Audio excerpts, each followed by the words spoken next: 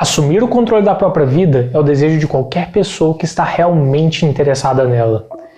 E é verdade que apesar de sabermos que desejar um controle absoluto de tudo não é apenas ingenuidade e imaturidade, mas também um forte indício de que essa pessoa precisa de tratamento psicológico, de ajuda psicológica, é fato que alguns aspectos a gente pode controlar. E a gente consegue melhorar na nossa vida começando pelo óbvio, entendendo como a gente funciona, quem a gente é. O primeiro aspecto para a gente olhar sobre quem a gente é o material. E do que a gente é composto? O nosso principal órgão, vamos dizer que é o cérebro. E para isso, pelo menos para mim, o primeiro passo seria entender como que o cérebro funciona, a parte biológica.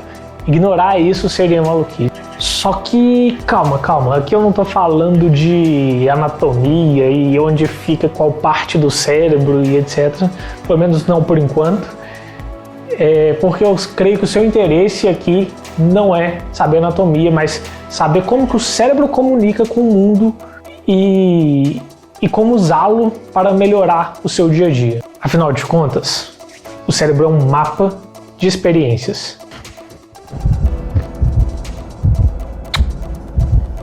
E aí, Zibrizer, se você está a fim de conhecer, entender melhor como o seu cérebro funciona, qual é a relação que ele tem com o resto do seu corpo e com o mundo aqui fora, e como que ele pega as informações que ele recebe e lida com elas, vem comigo que nesse vídeo eu vou te mostrar.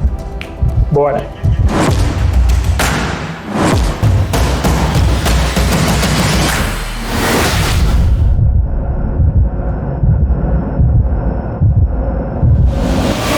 Importante falar que esse vídeo é totalmente baseado no Andrew Huberman, que é professor de neurobiologia, neurociência lá em Stanford. Tem um podcast incrível, Huberman Lab. Se você fala inglês, se você entende inglês, eu recomendo demais. Todas as informações aqui vieram de lá. Igual eu falei, ele é incrível, vale muito a pena. E quando a gente pensa no cérebro, muitas vezes a gente não tem noção de que, na verdade, ele é uma parte do nosso sistema nervoso. E ele representa materialmente praticamente tudo que a gente faz na vida. Tudo que você sente, tudo que você pensa, tudo que você fala, tudo que você faz, tudo que você imagina, eu já falei pensa, né? Enfim, tudo que você realiza desde o dia que você nasce até o dia que você morre. O sistema nervoso é responsável por captar, processar e gerar respostas a todas as informações, todos os estímulos que recebemos na vida. Então, ele é composto basicamente pelo cérebro, pela medula espinhal e por todos os neurônios que fazem toda a comunicação cérebro, medula espinhal, órgãos, medula espinhal, cérebro. Então, todo esse looping de comunicação é feito pelo sistema nervoso. A medula espinhal ela está mais caracterizada as respostas mais de reflexo que a gente tem, né? Então você recebe um estímulo tipo, nossa, tá quente. Você tira. A medula espinhal é esse reflexo, ela que faz esse reflexo de você tirar rápido, antes mesmo de você pensar, nossa, tá quente, né? Você tira depois, nossa, cacete, depois que você sente que você queimou mesmo, né? Então é uma resposta rápida e involuntária. E o sistema nervoso ele está relacionado com praticamente tudo, eu acho, né? Não tenho certeza disso, mas o sistema nervoso ele é responsável por diversas coisas que acontecem no seu corpo, tipo ele que avisa o seu sistema imune que precisa atuar. Se você tem uma náusea no estômago, que você sente uma náusea, claro que a náusea está ocorrendo, mas é ele que faz você sentir essa náusea como um sinal de alerta. Então é por isso que ao falarmos de experiências que temos na vida e também de querer mudar nossas atitudes, melhorar, ter mais controle da própria vida, você tem que começar por aqui. O sistema nervoso vem primeiro. E o Huberman ele fala que é justo falar que o sistema nervoso ele governa todos os órgãos, mas que também é influenciado por todos os órgãos do nosso corpo. E nele que ocorre, ele se comunica por meio de sinapses, que acontece entre o gapzinho de espaço que tem entre uma célula nervosa, né, um neurônio e outro, célula nervosa mais conhecida como neurônio popularmente, e ali ocorre uma carga elétrica que que se comunica através dessa carga elétrica entre um e outro. Ou seja, não é surpresa para ninguém que, na verdade, eu posso dizer que você é um fluxo de eletricidade. Tudo que acontece no seu cérebro, tudo que acontece com você, tem um fluxo de eletricidade que vai dando ordens. Então, por exemplo, dependendo das células neurais que estão sendo ativadas e estão passando essa carga uma para outra, que estou recebendo um comando aqui que faz um hang loose aí, entendeu? Faz um movimento qualquer, fala, saca? É por meio dele que você enxerga uma determinada cor, por exemplo. E esse é um exemplo bem interessante, bem intrigante assim, porque ele dá a sensação de que o que a gente percebe no mundo está acontecendo fora do mundo, mas na verdade ele acontece dentro da gente. Não é à toa que tem pessoas daltônicas, mas além, se você parar para pensar nisso, tipo, a cor tem todo aquele... cara, eu não vou saber explicar a cor fisicamente agora, nem lembro direito, mas tipo, na verdade a cor que você vê é a cor que não existe ali, né? Enfim, mas é isso que é muito interessante. A experiência, ela acontece internamente, não externamente. Então para pensar, lembra aquele dia que você teve, eu já vivi isso aqui antes, déjà vu. O que aconteceu naquele momento? O que acontece aqui internamente em um déjà vu? E provavelmente é que você está tendo as mesmas sensações, as mesmas sinapses sendo ativadas ali, né, o mesmo circuito neural sendo ativado em uma situação que você já viveu anterior, então causa essa sensação de familiaridade. É mais ou menos como eu tocar uma música numa guitarra e depois no piano. Você reconhece que é a mesma música, mas o som é diferente. E aí existe até um estudo bem curioso, se você já assistiu Friends ou se você é minimamente atento ao mundo de cinema, de séries. Existem as células da famosa, linda, carismática, eu sou fã dela, da Jennifer Aniston. Mas o que são as células da Jennifer Aniston? São circuitos neurais que eles recebem essa eletricidade se e somente se você vê uma foto da Jennifer Aniston e alguma coisa do tipo. Que na verdade você tem um circuito neural praticamente para cada pessoa famosa ou uma pessoa que você conhece. Então você reconhece ela por meio daquela combinação específica do circuito elétrico que se comunica ali dentro daquele circuito neural que se ativa no seu cérebro. Lembra o que eu te falei? O cérebro é um mapa de experiências. Mas tá, isso foi só uma introdução. E a partir de agora eu vou apresentar para vocês quais são as cinco formas que o cérebro age, podemos chamar assim. Como que o seu sistema nervoso opera em 5 atividades. Começando pela primeira, as sensações. Toda experiência é vivida porque você está ativando algum estímulo e ele causa sensações. E aí você tem os toques, né? O olfato, a visão, o paladar, o tato, que é o toque, né? Não lembro qual que eu não falei, acho que eu não falei um. A audição. E por meio deles, eles causam sensações. Eles ajudam a causar sensações. E sensação é um sistema inegociável do seu sistema nervoso. Você possui neurônios nos seus olhos que recebem luz que indicam determinada cor ou que indicam determinado movimento. Você tem neurônios nos seus ouvidos que recebem sons. Você tem na sua pele neurônios receptores do toque, para a sensibilidade do toque. E aí você consegue reconhecer um toque suave, um toque forte e agressivo. Enfim, a sua experiência é basicamente moldada por esses receptores sensoriais. E se você parar para tentar lembrar, para perceber, muitas vezes as experiências marcantes que nós temos na vida, elas são pontuadas por algum desses sentidos, né? Tipo, é um lugar muito bonito que você viveu, é uma música muito gostosa que você escutou em um show maravilhoso que você foi, e ali, você tinha estímulo visual, sensorial,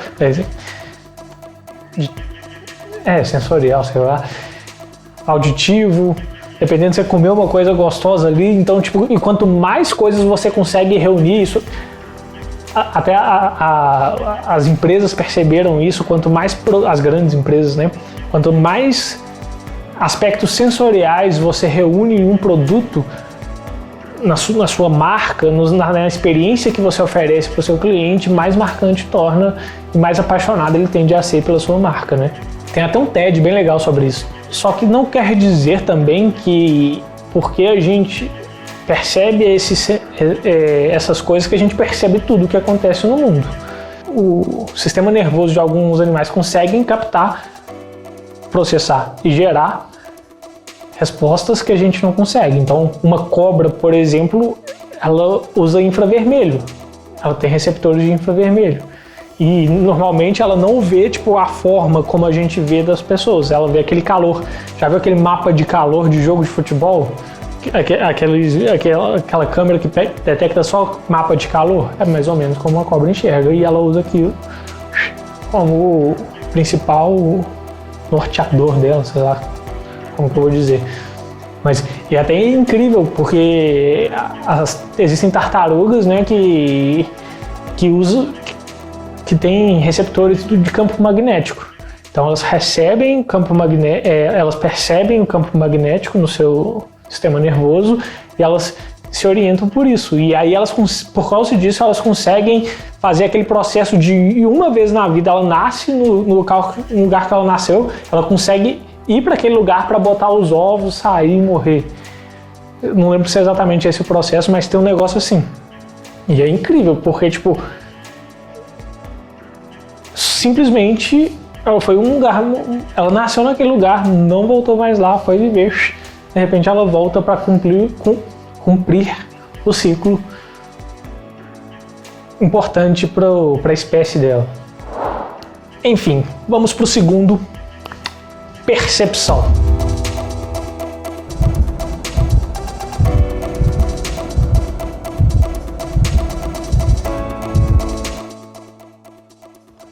Percepção é a capacidade de receber as sensações e dar sentido a elas, explorá-las. São as sensações que a gente está dando atenção em um determinado momento. E aí, o que é muito interessante que a gente percebe é que você consegue dar foco em uma coisa que você quer.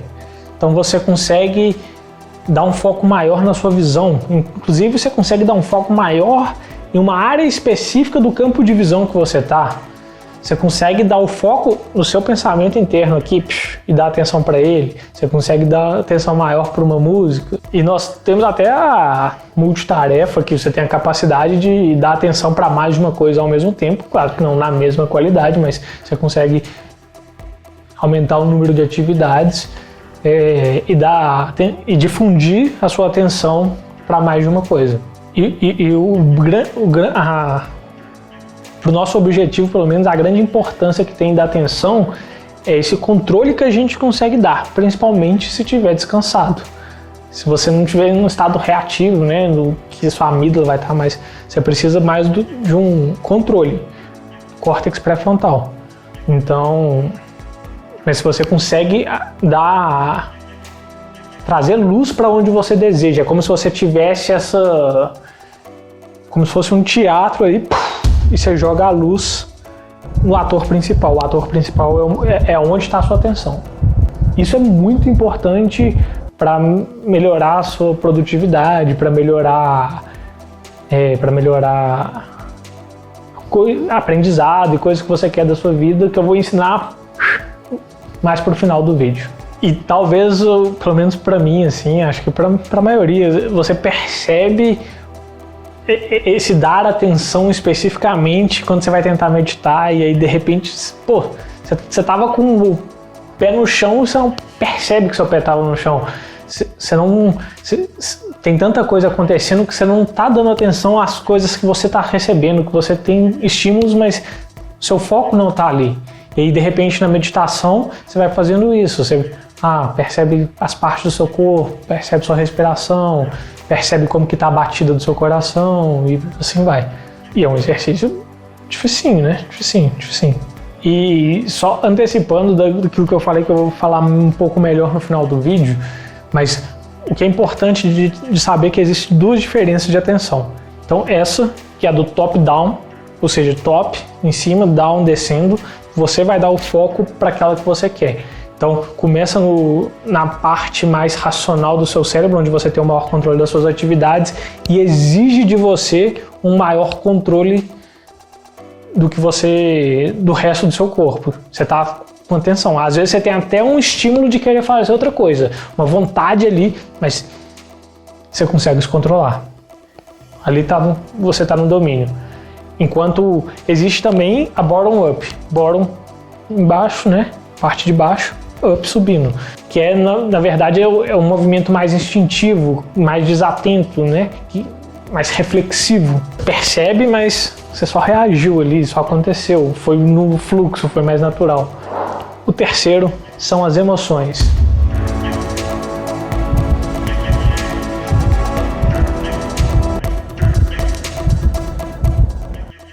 E as emoções, os sentimentos, eles são produto do sistema nervoso. E aqui entra não só a comunicação por meio de descargas elétricas, mas também liberação de química, que soltam os hormônios, e aí você libera dopamina, libera adrenalina. Então eles são ativados eletricamente, mas também tem essa liberação de química. E essa liberação dessa química, ela tem uma influência absurda, muito forte, no nosso estado emocional, que são os neuromoduladores. Eles são muito interessantes porque eles influenciam quais neurônios são mais prováveis de ficar ativos e quais são mais prováveis de ficarem inativos. Então, sei lá, você pega a dopamina, que é bem famosa, da motivação, né, que também é conhecida muito pela recompensa, pela sensação de recompensa que ela traz. Quando você liberou dopamina, ela vai determinar ali quais vão ficar mais ativos e quais vão ficar menos ativos. Então nós ficamos mais ou menos motivados se o determinado circuito está ativado, se ele não está ativado, e mapa de experiência. E a grande questão aqui das emoções é que não é deliberado, igual na percepção, que você consegue dar atenção para onde você quer, você consegue deliberadamente, você consegue focar, você consegue ter um controle. As emoções não, você não fica feliz do nada porque você tá afim de ficar feliz. Principalmente se você tá num dia muito triste, aí que complicou mais ainda, né? Existem tentativas de tentar animar e tal, assim, mas normalmente não é assim que funciona, e por isso que as doenças psíquicas, a depressão é tão séria. E devem ser tratadas com remédios que vão trabalhar com esses neuromoduladores. Quarto, pensamentos. Pensamentos, eles são muito parecidos com a percepção, o número 2, com a diferença de que ele pode ele não necessariamente está no foco no presente, né, no agora. A percepção sempre é relacionada ao que está acontecendo, e o pensamento pode ser relacionado ao futuro, ao passado, né? Algo que você espera que aconteça, algo que já aconteceu e é uma memória, um remorso, né? E ficar naquela, que merda. E os pensamentos, eles podem ser reflexivos, elaborados, podem ser como um pop-up, sabe? Quando você está na internet, entrou no e-commerce, pum, pop-up, ganha 20% de desconto na primeira compra. Às vezes parece do nada um pensamento, pá, brota do nada, tum. Pode ser deliberado, né, intencional ou não. Enfim, o pensamento não tem muito o que elaborar, por isso nós vamos para as ações. E aqui o vídeo começa a ficar interessante. Se não tivesse interessante antes, você não chegava aqui, né? Enfim. Então, esse é o mais importante aspecto do nosso sistema nervoso. Porque isso dá até para elaborar para filosofia, tá? Para fazer um pensamento mais filosófico aqui, que vai criar registro fóssil na nossa existência. Ah, nossa, fulano de tal, é tão maravilhoso, tinha pensamentos tão bons. Você só sabe isso porque ele falou para alguém, registrou num vídeo escrever um livro, ou seja, ação, é o movimento, né? Enfim, o que você sente, se você não toma uma ação com as suas sensações, com as suas emoções, os seus pensamentos, a sua percepção, se isso tudo não vira movimento, não existe registro fóssil, você não gera legado, você não deixa história nenhuma. É basicamente isso. Então, as outras coisas servem para saber se você deve ou não agir. Porque depois que você morre, seu sistema nervoso se deteriora e sobra o esqueleto. E as marcas que você deixou. E isso é complicado, né? Porque, tipo, as emoções que a gente sente, aquele regozijo, como diria o Gil, né? Gil do Vigor, o regozijo, a tristeza que a gente sente, às vezes é tão profundo, tão ruim, a raiva que a gente sente, elas são tão fortes, tão intensas que parece que o momento se resume àquilo. E talvez para nossa percepção bottom-up, ela seja. Talvez ela seja. Mas depois que passou, evapora. Ninguém se lembra se você não vira uma manifestação de um ato. E é por isso que, de novo, o sistema nervoso funciona para que você haja, para converter as outras coisas em ação. O movimento é o caminho comum. E aí o que é interessante, né, voltando lá para o começo, cérebro, medula espinhal, órgãos, comunicação, neurônios, comunicam em loopings, as sensações, pensamentos, emoções, tudo isso para filtrar se você deve agir ou não deve agir. E aí é muito interessante que o seu pensamento ele pode ir para o passado, elaborar o passado para não se repetir no futuro, ou ele pode ser uma visão de futuro e você sabe mais ou menos onde você quer chegar e como você deve agir, mas no fim é sobre agir.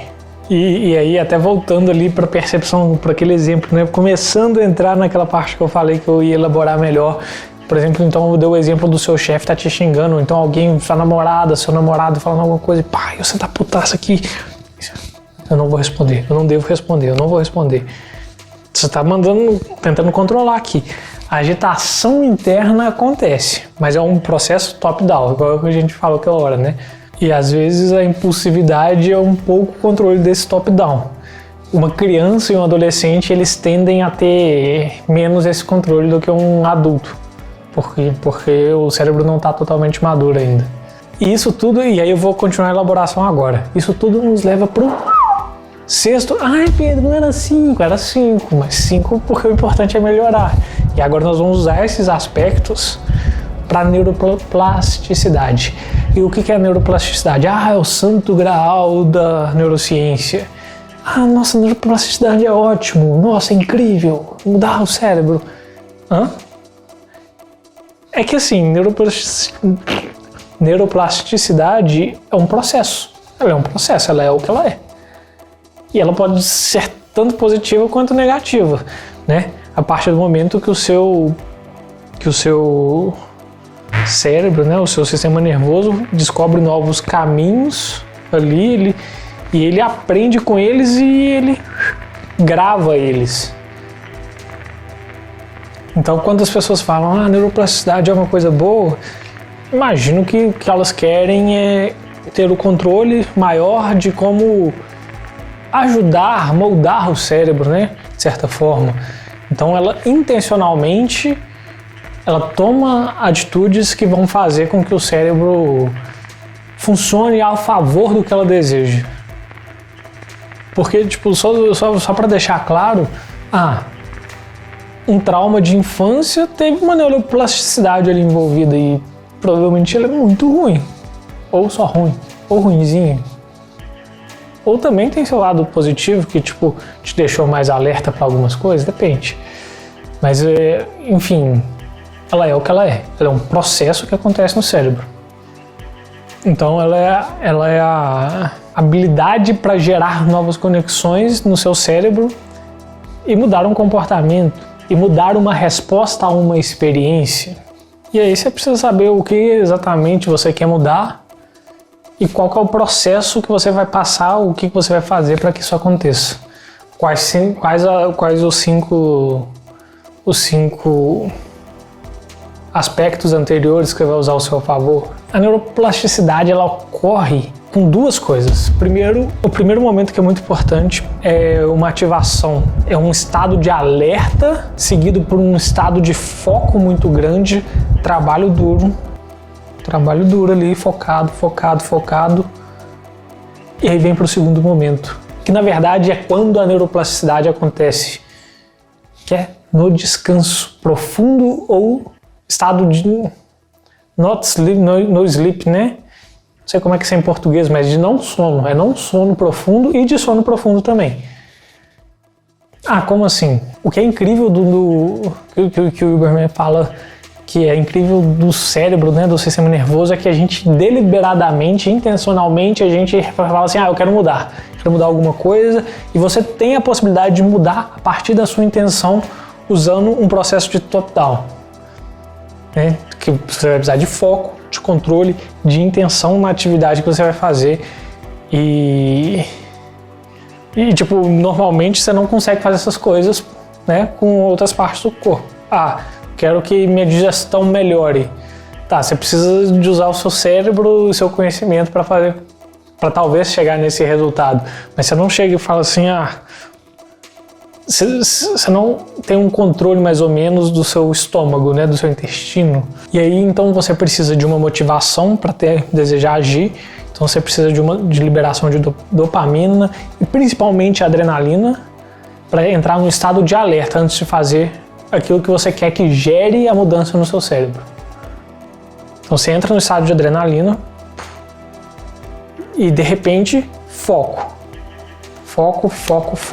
E aí durante o tempo focado, o ideal, o melhor dos mundos, não estou falando que necessariamente você precisa fazer isso, é logo em seguida entrar no estado de descanso profundo ali, né? Se você estiver durante o dia, provavelmente você não vai dormir e atingir o sono profundo. Então, tipo, uma atividade passiva de Yoga Nidra, por exemplo, você vai entrar para que você entre no estado mais calmo e o seu cérebro faça as conexões e as mudanças que ele precisa fazer enquanto você relaxa. Então a força, a qualidade das ligações neurais que fazem a neuroplasticidade acontecer, elas ocorrem no processo de sono ou não sono profundo. Eu vou olhar se o termo é esse depois e aí nos próximos vídeos eu corrijo se não for. Provavelmente não é, não sono fica esquisito, né? E aí o que você pode é trabalhar com as sensações. Então, se o mesmo som ele toca no ambiente enquanto você estuda, esse mesmo som estiver tocando enquanto você está no sono profundo, quando você está dormindo à noite, seus neurônios vão se ativar de forma mais fácil e isso favorece a neuroplasticidade de acontecer. E isso gera um aprendizado mais rápido. E é importante que durante cada atividade focada que você vai fazer, a fim de gerar neuroplasticidade, a fim de gerar um aprendizado melhor, ela dure 90 minutos. Não dure mais do que 90 minutos, porque ali, esquece, seu cérebro não vai conseguir absorver mais. E aí o ideal é que você faça uma atividade passiva, vai fazer uma caminhada, se possível vai fazer um Yoga Nidra. Então é isso, eu vou terminar por aqui, eu vou usar mais o Huberman como referência. No próximo vídeo vou falar mais vou citar mais algumas partes do cérebro, mas mostrando estudos, sempre tentando trazer o lado prático e não anatomia, igual eu falei no começo desse vídeo, e aí de como as partes funcionam, o que nos levam a agir, a amígdala, o sistema límbico, o córtex frontal, enfim, é isso. Então, valeu, Easy Breezer. Até a próxima.